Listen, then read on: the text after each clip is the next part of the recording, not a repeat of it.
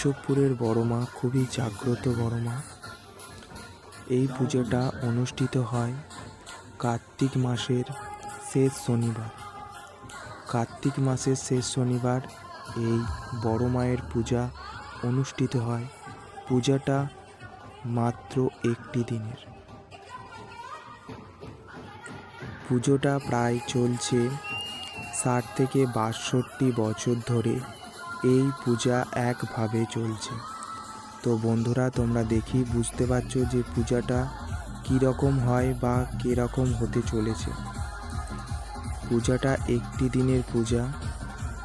দূর দূরান্ত থেকে মাকে দর্শন করবার জন্যে মায়ের ভক্তরা এই কেশবপুর মন্দিরে বা মায়ের মন্দিরে অনুষ্ঠিত হয়।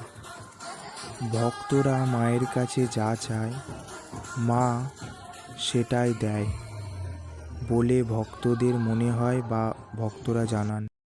মেজো মা বড় মায়ের সাথে দেখা করতে যাচ্ছে বা দুই বোনের সাক্ষাৎ করতে যাচ্ছে।